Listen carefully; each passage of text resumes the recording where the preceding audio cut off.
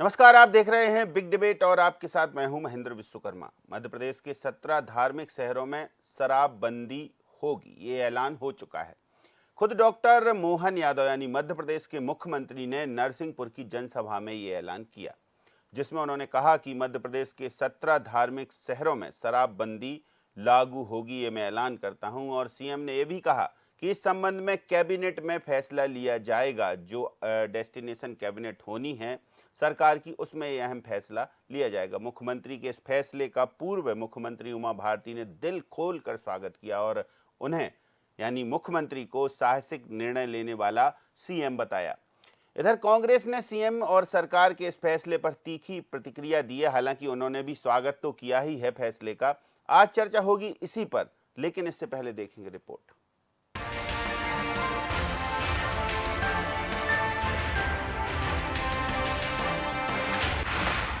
शराबबंदी को लेकर सीएम ने संभाली कमान। धार्मिक शहरों में अब शराब पर लगेगी लगाम। सीएम ने जनसभा में किया शराबबंदी का ऐलान। उमा बोली, सीएम ने किया कमाल का काम। मध्य प्रदेश सरकार और मुख्यमंत्री डॉक्टर मोहन यादव की मंशा अब साकार रूप लेगी और प्रदेश के 11 जिलों के उन 17 शहरों में शराबबंदी होगी जो आस्था का केंद्र हैं। सीएम डॉक्टर मोहन यादव ने इसका इशारा बीते 13 जनवरी को दिया था और गुरुवार को नरसिंहपुर में एक जनसभा में सीएम ने इसका ऐलान भी कर दिया। शुक्रवार यानी 24 जनवरी को महेश्वर में होने वाली कैबिनेट में ये फैसला अमल में भी आ जाएगा।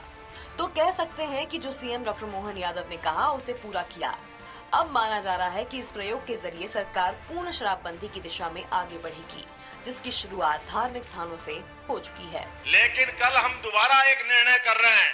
हमारे खिलाड़ी भी जानते हैं, समाज में नशाखोरी की आदत, खासकर शराब से परिवार बर्बाद हो जाते हैं। ये बहुत बड़ा कष्ट है, सामाजिक बुराई आती है।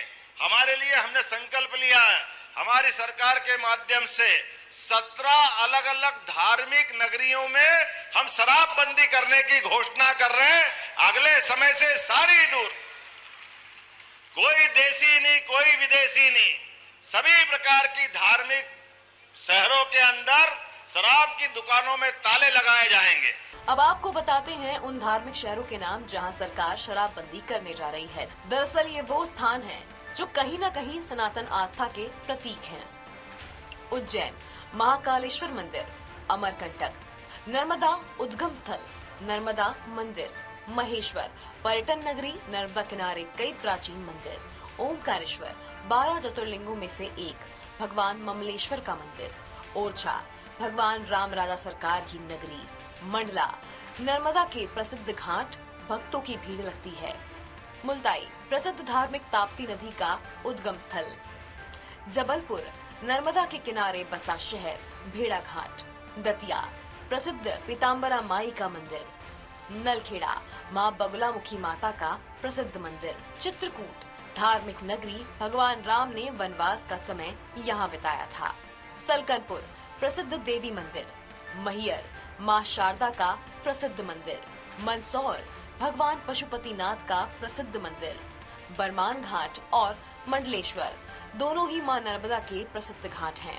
पन्ना जुगल किशोर भगवान का प्राचीन मंदिर, सांची क्योंकि यह बेहद प्राचीन जगह है। एमपी की पूर्व मुख्यमंत्री उमा भारती ने एक प्रेस कॉन्फ्रेंस कर सीएम डॉक्टर मोहन यादव की खुलकर तारीफ की और उन्हें अपना गुरु बताते हुए कहा कि ऐसे ऐतिहासिक फैसले लेने की क्षमता उन्हीं के पास है।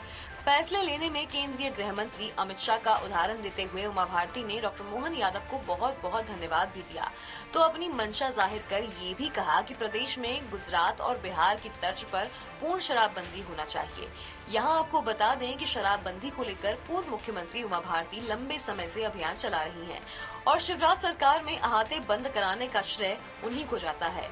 मुख्यमंत्री डॉक्टर मोहन यादव हाल ही में उनसे मिलने भी पहुंचे थे और उसके बाद उन्होंने सरकार के शराबबंदी की ओर बढ़ने की बात कही थी।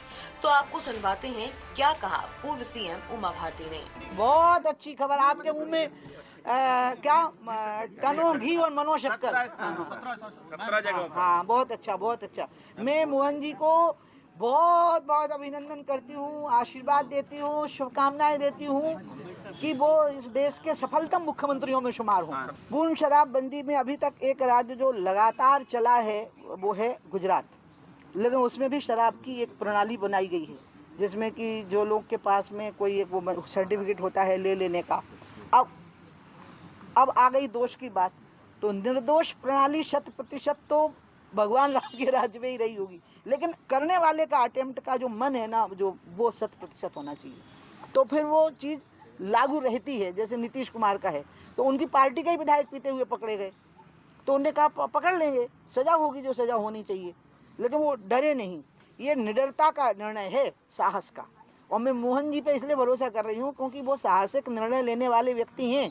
ये अभी तक के उनके 1 साल के कार्यकाल से ये बातें तय हो गई हैं, और इसलिए मुझे लग रहा है कि वो इस निर्णय को भी ले सकेंगे और हम पूर्ण शराबबंदी की ओर बढ़ सकेंगे। क्योंकि पूर्ण शराबबंदी की ओर स्टेप बाय स्टेप बढ़ते हैं ना, तो कमियां इतनी आ जाती हैं कि कमियां प्रभावी हो जाती हैं, लेकिन अगर हम एक साथ पूरा कर दें ना, तो फिर उसके बाद जो कमियां आएंगी उनको हम दुरुस्त कर सकते हैं। मैं ऐसा मानती हूँ, मैं कॉन्फिडेंट हूँ कि हम ऐसा कर सकते हैं। हम गुजरात का पैटर्न पे कर सकते हैं, जो गुजरात का पैटर्न है। सरकार कोई फैसला या घोषणा करे और कांग्रेस की प्रतिक्रिया न आए, ऐसा संभव नहीं। तो लगे हाथ सीएम की शराबबंदी की घोषणा पर कांग्रेस नेताओं के बयान आए। उनका कहना है कि जब सरकार खुद शराब माफियाओं को संरक्षण दिए हो, तो फिर शराबबंदी होना कितना संभव होगा, ये सोचने वाली बात है। घोषणा को अमल में लाने सरकार में ही तकरार शुरू हो गई है। धार्मिक स्थलों पर पूर्ण शराबबंदी का स्वागत करते हैं, लेकिन इसकी आड़ में जो तस्करी, अवैध शराब और अवैध नशे का कारोबार हो रहा है, सरकार को उस पर अंकुश लगाना चाहिए। एक 3000 की आबादी वाले गांव में ठेका जो है 100 करोड़ से ऊपर में जाता है, क्योंकि वहाँ से गुजरात को तस्करी होती है और वहीं सारे धार्मिक क्षेत्र हैं। तो इसको जो है बढ़ावा ना मिले, इस पर पूरा अंकुश लगे और जो है अवैध नशे का कारोबार समाप्त हो, इस पर भी सरकार को अपनी नीति की घोषणा करनी चाहिए। और जब तक ये नीति की घोषणा नहीं होगी, ऐसे कदमों का सुफल उतना ही मिलेगा जितना कि पिछली 20 साल में घोषणाओं से मिला है। छद्म घोषणाएं लक्ष्य की प्राप्ति में बाधक होती हैं।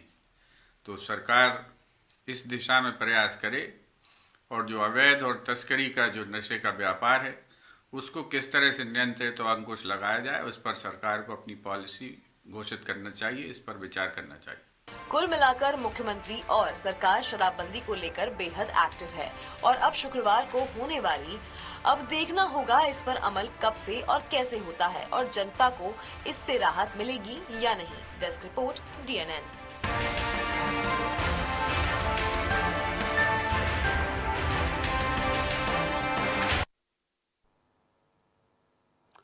चलिए, हमारे साथ कुछ खास पैनलिस्ट हैं, परिचय आपसे कराते हैं, फिर चर्चा शुरू करेंगे। समर सिंह जी कांग्रेस से प्रवक्ता हमारे साथ जुड़े हुए हैं। पंकज चतुर्वेदी जी भाजपा से वरिष्ठ प्रवक्ता हैं, हमारे साथ जुड़े हुए हैं। और देवदत्त दुबे जी वरिष्ठ पत्रकार हैं, हमारे साथ जुड़े हुए हैं। आप तीनों का बहुत स्वागत है। तो समर सिंह जी, सुना आपने, ऐलान भी हो गया, अब तो अभी तक ये प्लान था, अब ऐलान भी हो गया है और ऐलान अब अमल में आ जाएगा, क्योंकि महेश्वर में एक डेस्टिनेशन कैबिनेट है और कैबिनेट में इस फैसले को मंजूरी मिलेगी। तो हम ये खुले रूप से कह सकते हैं कि 17 धार्मिक स्थलों से शराबबंदी की ओर सरकार बढ़ रही है। पहली प्रतिक्रिया आपकी। पहली बात है कि आंशिक जो है शराबबंदी को हम लोग बिल्कुल भी समर्थन नहीं करते। हम चाहते हैं कि मध्य प्रदेश के अंदर अगर शराबबंदी हो रही है तो पूर्णता होनी चाहिए। क्योंकि मैं आपको बताना चाहूंगा कि कई जो धार्मिक स्थल होते हैं वो शहरी क्षेत्र से बाहर होते हैं। क्या बाहरी क्षेत्र से और ग्रामीण क्षेत्र से वहां से शराब शहरी क्षेत्र में आ जाएगी? बिल्कुल आ सकती है। क्या उस पर कोई रोक टोक है? नहीं है। आबकारी नीति के माध्यम से अगर देखा जाए तो एक व्यक्ति एक स्टेट में अपने साथ में एक बोतल ओपन और एक खुली और एक बंद लेके घूम सकता है। तो ये उसकी जो लीगल परमिट है। तो इस प्रकार से ये एक माफियाओं को जन्म देने की बात भारतीय जनता पार्टी कर रही है। भारतीय जनता पार्टी की नीयत बिल्कुल भी शराबबंदी की नहीं है, शराब के माध्यम से ज्यादा मुनाफा अर्जित करने की है। क्योंकि आपको बताना चाहूंगा कि आप गुजरात का अगर मॉडल आप देखें तो गुजरात के अंदर शराब नहीं मिलती ऐसा कोई नहीं बोल सकता। गुजरात के अंदर शराब मिलती है, वही जो 1000 की मध्य प्रदेश में होगी और 2000 की मिलती होगी। तो आप देखिए मुनाफा कितना बढ़ गया, काला बाजारी बढ़ गई। तो ये काला बाजारी बढ़ाने का सिस्टम जो है भारतीय जनता पार्टी करना चाहती है। भारतीय जनता पार्टी अगर को चाहिए कि वो मध्य प्रदेश के अंदर पूर्णतः सभी जितने भी एग्जिट पॉइंट्स और एंट्री पॉइंट है वहां पर ऐसी फौज को डेप्यूट करे जहां से शराब को अगर लाने वाले पे कड़ी से कड़ी सजा मिले। भारतीय जनता पार्टी वो कर नहीं सकती है। जिस प्रदेश के अंदर भारतीय जनता पार्टी के ही लोग जो है वो ड्रग्स माफिया और ड्रग्स तस्कर हो, अभी जो मंदसौर के अंदर एक लड़का हरीश करके लड़का पकड़ाया था, वो खुद ही भारतीय जनता युवा मोर्चा का लड़का था और वही तस्करी कर रहा था। तो आप देख लीजिए इनकी कथनी और करनी में अंतर है। इनकी नियत के अंदर आप देखिए कि अगर ये उज्जैन या हम माने कि बालाघाट या फिर हम मंदसौर माने, तो अगर वहां पर शहरी क्षेत्र में जहाँ पर मंदिर है, जहाँ पर पशुपतिनाथ का मंदिर है, उससे अगर 20 किलोमीटर दूर कोई गांव है या आउट ऑफ द सिटी जाके वो कोई लेके आ रहा है तो उससे क्या प्रतिबंध रहेगा। और इस प्रकार से उन लोगों ये शराब की तस्करी का एक माध्यम हो जाएगा कि बाहर से लाके देने वाले को अलग पैसा देना पड़ेगा। ठीक बात। पंकज चतुर्वेदी जी, देखिए कमियां खामियां शुरू हो गई हैं। कांग्रेस के प्रवक्ता हैं वो पूरी गिना रहे हैं और कह रहे हैं कि ये तो सब फालतू की बातें हैं। जब भी कोई अच्छा काम होगा तो विघ्न संतोषी के रूप में कांग्रेस पार्टी उसमें विरोध करेगी। अभी मुख्यमंत्री जी ने कार्यक्रम की और निर्देश के निर्णय की घोषणा करी है। कल जब कैबिनेट की बैठक होगी जिसमें पूरा प्रारूप आएगा कि किस आधार पर मध्य प्रदेश के 17 ऐसे शहरों में जिनका वैश्विक स्तर पर धार्मिक महत्व है कैसे पूर्ण शराबबंदी लागू की जाएगी। तो अभी प्रक्रिया प्रचलन में आने की मुख्यमंत्री जी ने घोषणा करी। पूरा विस्तार संभवतः कल कैबिनेट की बैठक जो महेश्वर में है लोकमाता अहिल्याबाई की 300वीं जन्म जयंती के अवसर पर, वहाँ सब विषय सामने आएंगे। मैं तो महेंद्र जी सोचकर आश्चर्य में हूँ कि विरोध की राजनीति अच्छी होती है और इतना विरोध क्या अच्छे काम का विरोध। मतलब यदि मध्य प्रदेश में जैसा श्रद्धेय उमा जी बोल रही थी आज कि धीरे धीरे हम यदि आज 17 बड़े नगरों में जो धार्मिक महत्व के वहाँ शराबबंदी का निर्णय माननीय मुख्यमंत्री जी ने किया तो उसका स्वागत होना चाहिए। अभी आज निर्णय की घोषणा हुई है 4 घंटे पहले, पर कांग्रेस को उसमें कमियां नजर आ। मैं ऐसा मानता हूँ कि जिन लोगों ने सरकार के स्तर पर जो नीति बनाते हैं वो एक्सपर्ट और जानकार लोग होते हैं विषयों के, जिनमें आबकारी का, कानून का, परिधि का, सीमा का, क्षेत्र का, क्षेत्रफल का, इन सब बातों का ज्ञान होता है और इन सब बातों के आधार पर नीति बनाई होगी। और जितना बीजेपी सरकार का विषय, सरकार का रुख बहुत साफ है। अभी मंदसौर में एक प्रेम सुख पाटीदार जी है, कांग्रेस पार्टी के नेता के साले साहब है प्रेम सुख पाटीदार जी, शायद भूल गए कांग्रेस के लोग उनको। मैं उन सब विषयों को लेकर इसमें बताना चाहता हूँ कि इसके पहले उमंग सिंगार जी जो आज नेता प्रतिपक्ष है, कांग्रेस की सरकार में वन मंत्री थे। महेंद्र जी आप भी समझते पत्रकारिता का पुराना अनुभव, आपका क्या आरोप था उमंग सिंगार का?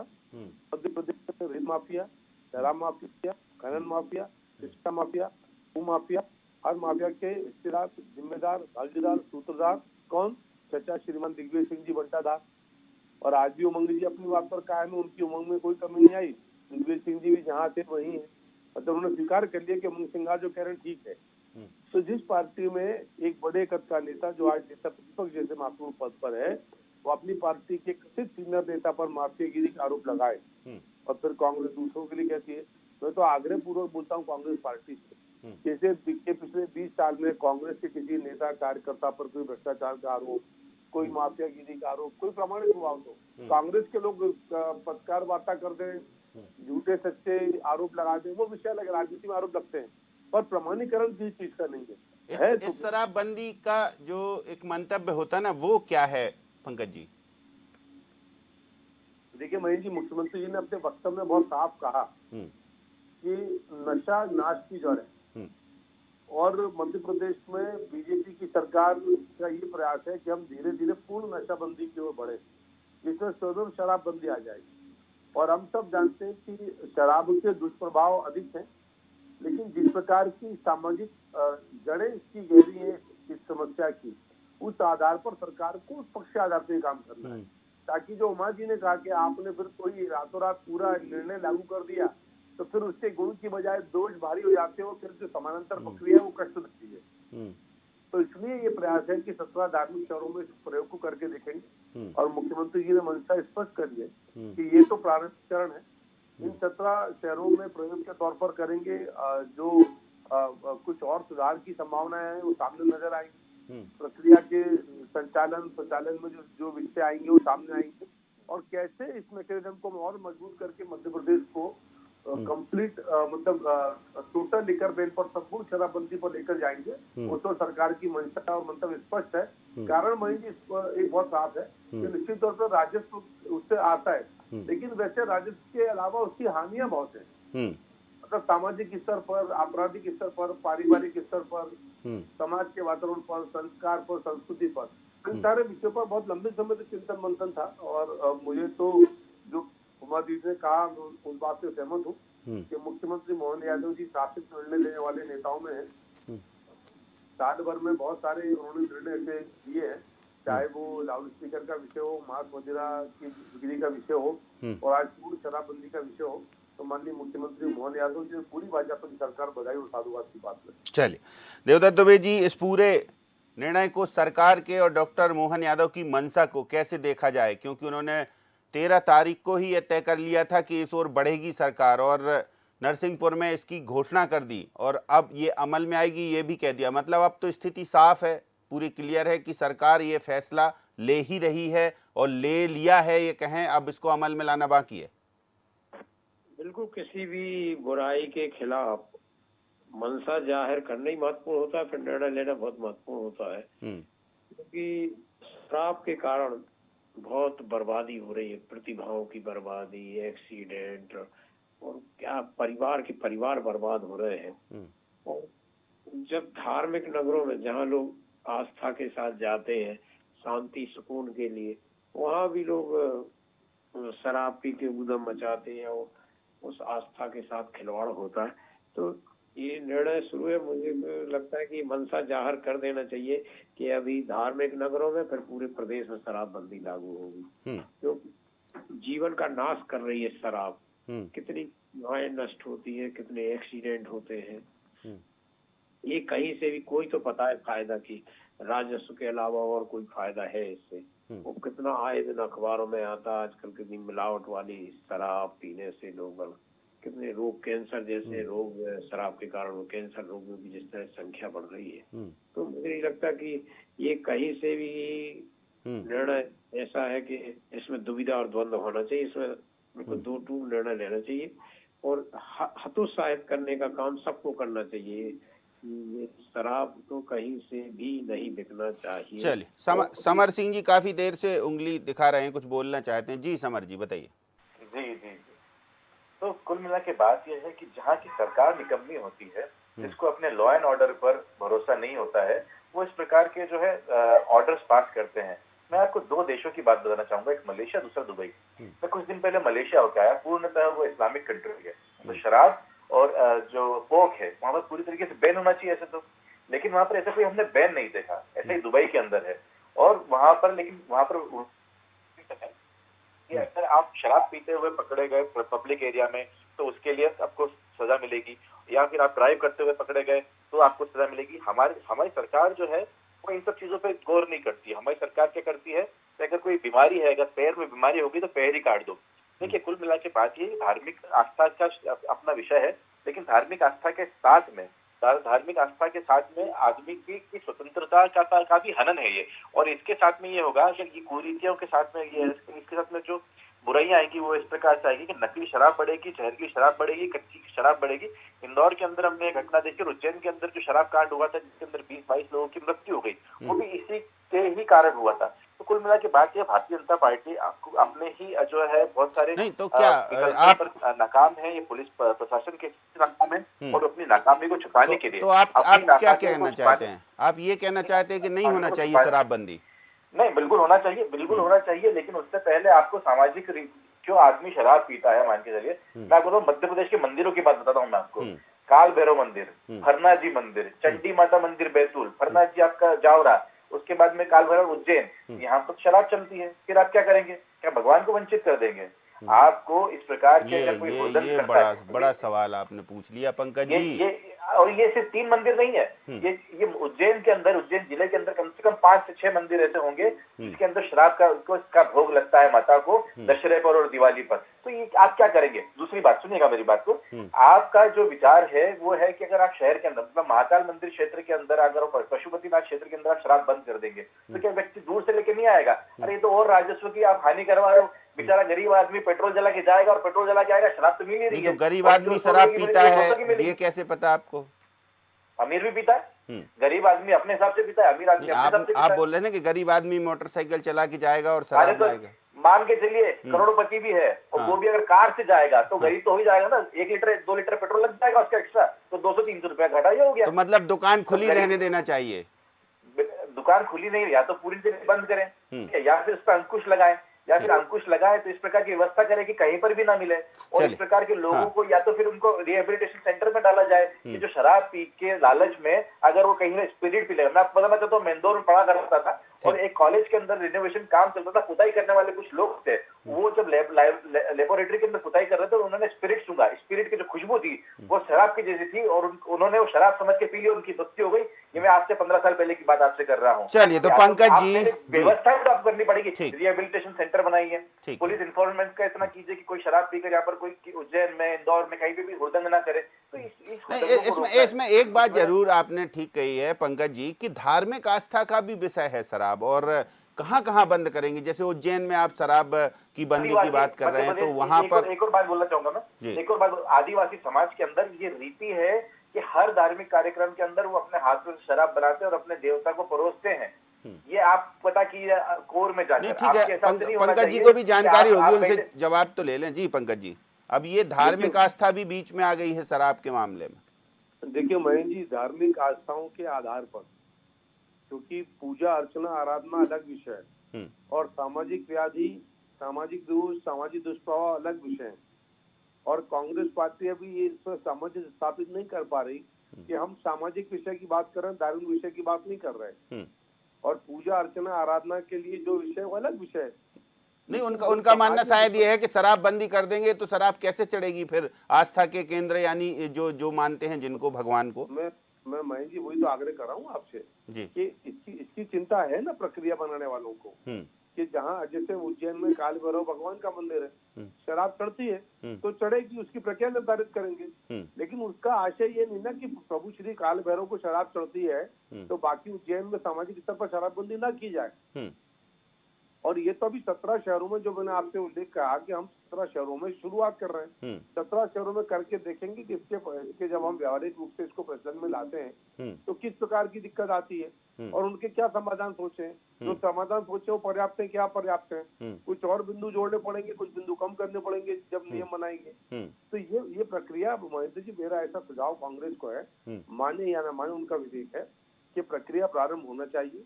सबको मुख्यमंत्री जी का स्वागत करना चाहिए, क्योंकि अंततोगत्वा ये निर्णय शराब इससे, क्या गुजरात में आदिवासी वर्ग के लोग नहीं, क्या गुजरात में ऐसे मंदिर नहीं जहाँ शराब का उपयोग होता है, क्या बिहार में ऐसे मंदिर नहीं है? बहुत सारी जगह मंदिरों में और समाज में शराब की परंपरा है, पर वहाँ भी शराबबंदी है ना, और सामाजिक स्तर पर काम भी हो रहा है, धार्मिक स्तर पर भी काम हो रहा है। तो वो सब विकल्प है सरकार के पास। मेरा आशय इतना था कि यदि कोई सदकार्य को लेकर सरकार काम करती है तो शुभकामना देना चाहिए, प्रशंसा करना चाहिए। बताइए समर जी, शुभकामनाएं देना चाहिए, आप सवाल खड़े कर रहे हैं। जी जी, एक और छोटा सा मुद्दा था मेरे पास में कि जो ईश्वर है हमारे सबके आराध्य है, काल भैरव मान ले, फरना जी मान ले, चंडी माता मान ले, कालका माता मान ले, उनको शराब का सेवन करते हैं वो, तो क्या भगवान को हमको समझना चाहिए कि वो एक कुरीति है या वो भगवान गलत कर रहे हैं? पहली बात, ठीक है। दूसरी बात ये कि मैं स्वयं उज्जैन से आता हूँ, मैं आपको बताता हूँ 2 अक्टूबर और जिस दिन ड्राई डे होता है उस दिन लोग क्या करते हैं कि शराब चलती कहाँ पर है? काल भैरव मंदिर पे। तो उज्जैन शहर के लोगों को पता रहता है कि ठेके तो सारे बंद हैं, तो शराब लेने के लिए स्पेशली जाते हैं कहाँ पर है वो? काल भैरव मंदिर पे। चढ़ा के अब रास्ते में कोई पुलिस वाला पूछेगा कहाँ से लाए, तो पूजा करके आए तो प्रसाद, ठीक है। तो ये व्यवहारिक समस्याएं हैं। कैसे सॉल्यूशन? अच्छा, सुझाव भी दे दीजिए, सुझाव भी आप समझ जी, सुझाव भी तो दीजिए, सवाल तो खड़े कर रहे हैं, कैसे करेंगे ये? मतलब पंकज जी शायद आप सुझाव सुन लें और बता दें। मैंने आपको 2 देशों की बात कही, सुनिएगा, ठीक है। किसी भी चीज को बंद कर देना उसका हल नहीं है। अगर एक्सीड एवरीथिंग, आप बोलोगे कि यार फरारी कार नहीं बेचेगी इंडिया गवर्नमेंट, क्यों? क्योंकि 220 किलोमीटर की रफ्तार चलती है और एक्सीडेंट होकर मृत्यु हो सकती है। एरोप्लेन में नहीं घूमेंगे कोई भी सरकारी व्यक्ति, क्योंकि एरोप्लेन जो है हवा में रहता है और हवा में अगर कुछ हो जाता है तो नीचे उतरे कैसे, अगर ट्रेन में बचते तो कूद भी सकता है। लेकिन एरोप्लेन और फरारी से तुलना शराब की, ये तो ठीक बात नहीं लगती। तो सुनिए, बात तो सुनिए, ये सही मांस के साथ में भी है, मांस मदिरा के साथ में भी है। यार मांस खाना किसी व्यक्ति का, जो आदिवासी समाज के अंदर और कई समाजों के अंदर वो उनकी रीति है, तो let them do what they want to do. आप उनके ऊपर अंकुश लगाने की जगह अपनी व्यवस्थाएं ठीक करें कि मंदिरों के बाहर कोई हुड़दंग ना करे शराब पीकर कोई व्यक्ति गाड़ी तेज ना चलाए, शराब पीकर अपनी बीवी को ना मारे, क्योंकि आपकी पुलिस और आपकी सरकार जो है इन सब चीजों को करने में नाकाम है। तो उनको सिंपल रास्ता क्या दिखता है कि ताले लगा दो, ठीक है, बंद कर दो सब कुछ, ताकि क्या है तो ये समर सिंह जी कह रहे हैं कुछ व्यवस्थाओं में भी सुधार होकर ये प्रक्रिया हो सकती है, शराबबंदी ना की जाए फिर भी व्यवस्थाएं बदल सकती हैं। पंकज जी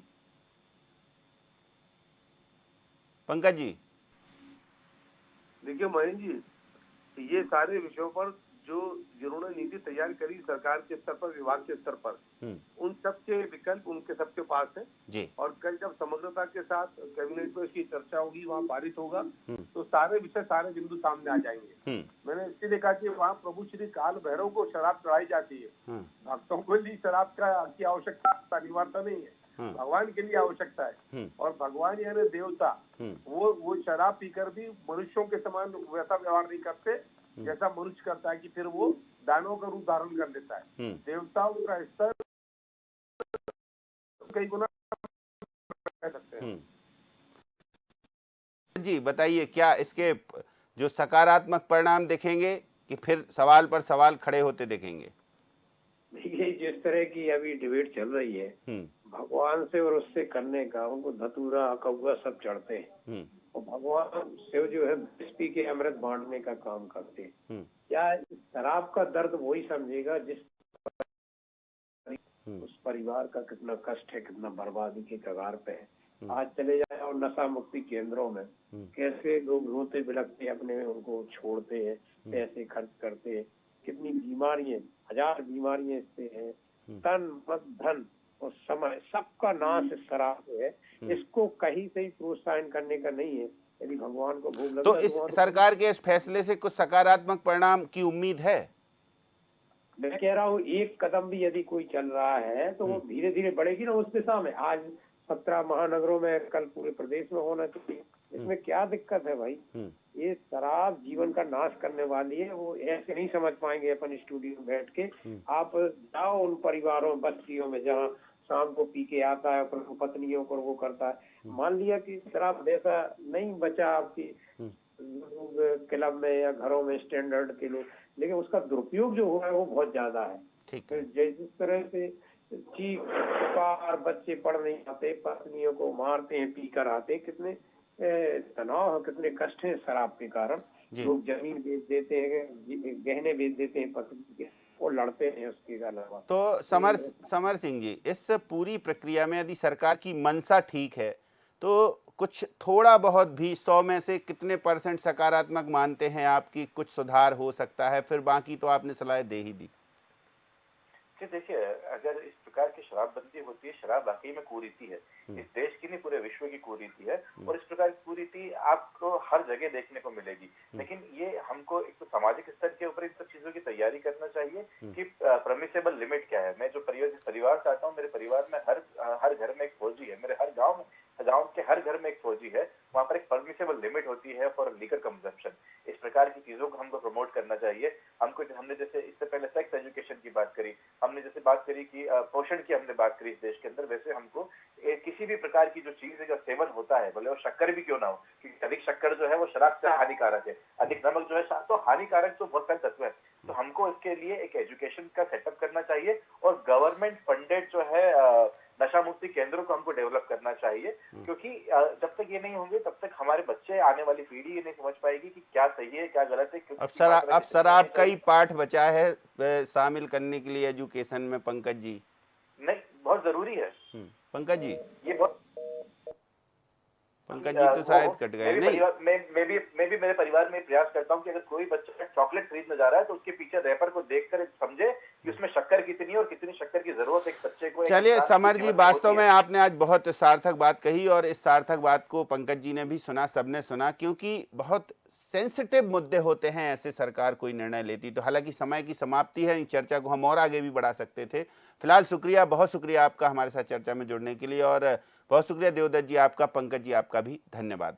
तो मध्य प्रदेश सरकार और मुख्यमंत्री डॉक्टर मोहन यादव की मनसा साकार रूप ले रही है और इस साकार रूप लेने के लिए महेश्वर में कैबिनेट बैठक है। वहां पर इस पूरे मामले को मोहर लगेगी शराबबंदी पर, मोहर लगेगी 17 धार्मिक स्थलों पर शराबबंदी पर। इसकी खूब सराहना हो रही है। पूर्व मुख्यमंत्री उमा भारती तो बिल्कुल खिलखिलाकर, मुस्कुराकर और उदारता के साथ मुख्यमंत्री डॉक्टर मोहन यादव को शुभकामनाएं दे रही हैं, बधाई दे रही हैं, धन्यवाद दे रही हैं। तो ऐसे में अब आगे और क्या होता है, क्या मध्य प्रदेश सरकार पूर्ण शराबबंदी की ओर बढ़ेगी, ये देखना तो अभी दूर की कौड़ी है। लेकिन इन 17 जो शहरों में शराबबंदी की जा रही है, इस एक्शन के क्या रिएक्शन होते हैं, इस पर भी हमारी नजर रहेंगी। बिग डिबेट में इतना ही, मुझे दीजिए इजाजत, नमस्कार।